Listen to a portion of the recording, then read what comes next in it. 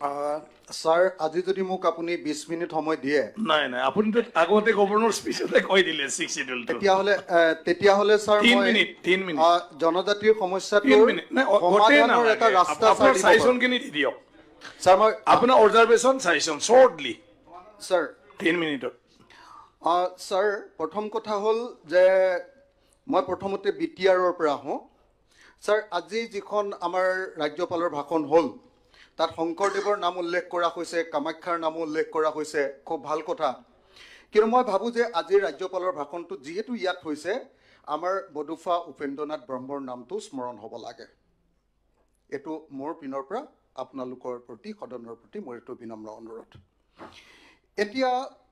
আমি দেখিছো যে বিটিআৰটো যদি হসাকে ভালকে কাৰ্যকৰী হ'ব লাগে তেতিয়ালে ফান পজিশনটো বাঢ়িব লাগে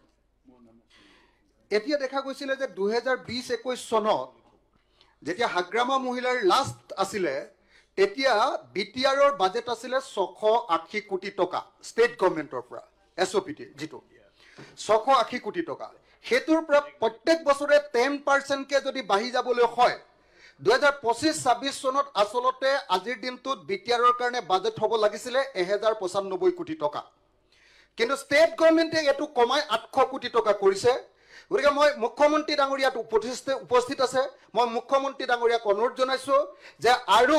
295 কোটি টকা বিটিআৰক দিয়াৰ ব্যৱস্থা গ্ৰহণ কৰিব লাগে ঠিক তেনেকে মই ভাবো যে ডিমা হাছাও অটোনমাস কাউন্সিল আৰু কাৰ্বি অটোনমাস কাউন্সিলৰ ক্ষেত্ৰতো 10% কে বহুৱাৰ যিটো নিয়ম হে অনুসৰি ডিমা হাছাও অটোনমাস কাউন্সিল আৰু আপোনাৰ কাৰ্বি অটোনমাস কাউন্সিলকো ফান্ডটো এছঅপিডি বা ষ্টেটৰ পৰা দিয়া ফান্ডটো অলপ বঢ়াব লাগে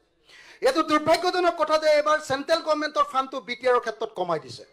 মই আশা কৰো আমাৰ ষ্টেট গভৰ্ণমেণ্টে সেন্ট্ৰেল গভৰ্ণমেণ্টক এটো বঢ়াবৰ কাৰণে অনুৰোধ কৰিব এতিয়া মই আপোনালোকক ক'ব খুজিম যে আসলতে বিটিআৰ যিখন চুক্তি হ'ল মই 6 শিডিউল গুটেটোলে যোৱাৰ আগত বিটিআৰ চুক্তিখনত সৰ্বমুঠ চৰকাৰে কৈছিলে যে 79টা আমি কাম বিটিআৰৰ কাৰণে কৰি দিম 79টা কাম কৰি দিম অলপ আগতে মই মুখ্যমন্ত্ৰী ডাঙৰীয়াৰ লগত কথা পাতিছিলো তেতিয়া তেখেতে ক'লে যে অকল এটাহে কাম বাকি আছে গুটেখিনি কৰিলো